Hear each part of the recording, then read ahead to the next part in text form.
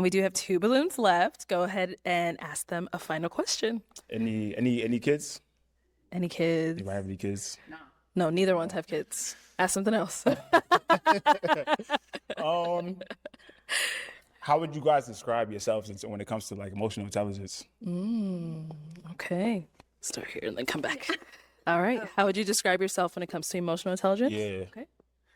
So I would say that emotional intelligence for me is being able to step back and take a second to process and figure out how what you're about to say is going to affect another human being. Right. I think a lot of times we just react and just kind of make decisions out of a place from our perspective, because your perspective is your view on the world. However, when you are emotionally intelligent, you can understand how it might impact another person. And when you are emotionally intelligent, that matters to you. It's important how your decisions and your actions affect the world. Definitely. Right? Okay.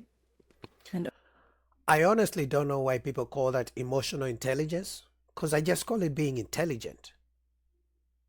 To me, someone who's intelligent, who can tell right from wrong, know when to act, not when to act, know when to speak, know when not to speak, when to apologize, that's pretty much intelligence, being able to do the right thing at the right time. But the whole adding emotional intelligence, I don't think there's a difference between emotional intelligence and someone who's intelligent.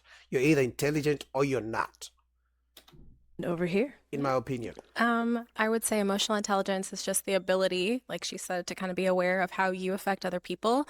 But it's also like being mindful of what it is that you need in any situation. So I always like to say you can wear the dial on the outside, you can wear the dial on the inside. If you wear the dial on the outside, someone can come and turn you up and get a reaction out of you, or you can wear it on the inside and just be aware of what it is that you need in that moment. So, yeah. Okay. Ladies, any questions for him? Right here. Actually, in the beginning, you said that you are an engineer, a DJ. And I have like a multifamily, so I have like 3 doors. Oh, so you're in real estate. I'm in real estate, yeah. Awesome. You said a multifamily? Yeah. And in what city again? So Providence, Rhode Island. Providence, Rhode Island? Yeah. What's the nearest airport? I'm just kidding. So I don't live there. I live in Dallas, but I thought that was like Rhode Island. Like, okay, so Dallas, what part of Dallas are you in? So I got this right by Love Field. Oh, Dallas, Lovefield. Okay. Yeah. Okay. Are you from Dallas or something? You live in Dallas? I was raised in Cali, but I live in Houston. Okay. Oh, so Yeah. you're right there. Okay. Yeah, I'm right there, just down the road. Yeah. Down 40, right down 45.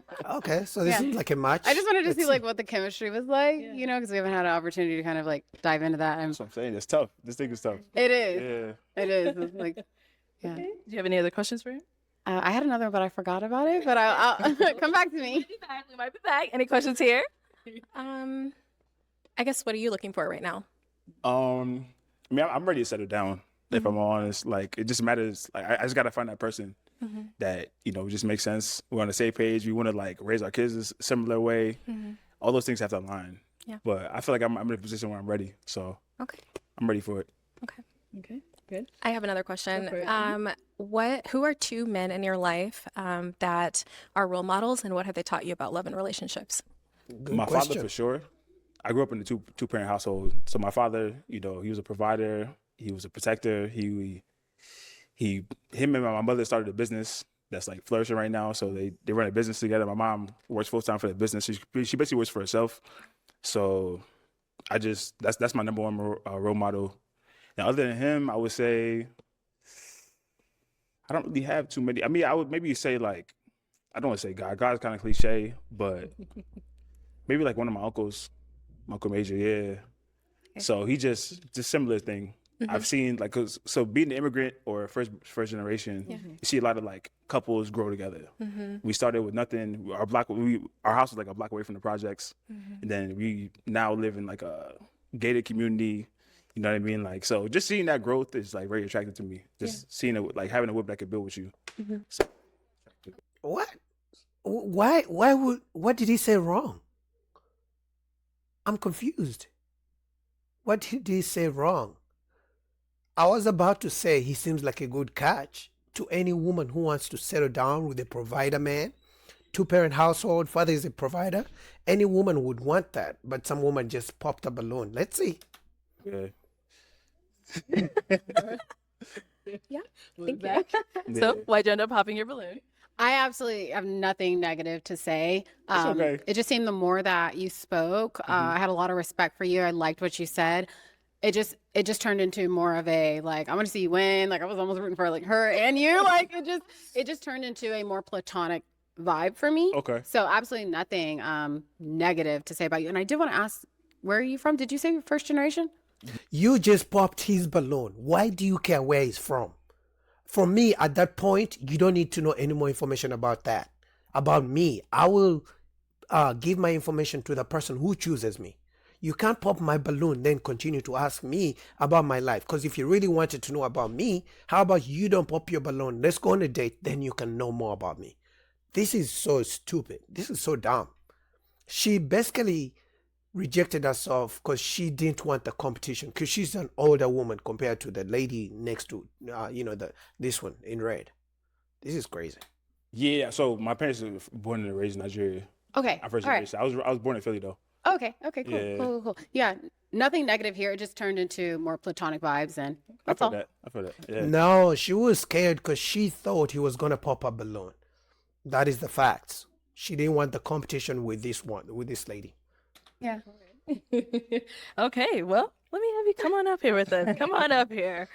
Let's ask any final questions if we have any. So, do you all have any final questions for one another? What's your relationship with God look like? God. Yeah. So I was raised in the church, Okay. so I have a very strong relationship with God. Okay. I don't go to church as much as I want, but it's also based on like how much stuff I got going on. Yeah. So I travel a lot. I was in Nigeria for a couple of weeks. I don't make it to church just based on my schedule as much as I want to, but I don't think church is determinant on your relationship with God. But I feel like everything I do, God's in everything I do. You know what I mean? So I have a strong relationship with God. I was baptized last year, so Okay. yeah. Yeah. Okay. Are you good? Any questions? Yeah. Where you from? Where you say you were from? I live in Las Vegas. Okay. Yeah, no, I don't think no further questions. All right. Well, then, my final question, is it a yes for you for him? Yeah. Okay. And is it a yes for you for her? It's a yes. We got Yeah, good job, man. Good job. I'll take the mic, Appreciate you. and you guys can go on up. Make some noise for them, ladies. Yeah, I'm happy for them. I'm definitely gonna be looking out for Arlette to bring them back, because I think that was a good match. The other chocolate sister missed out, but it is what it is.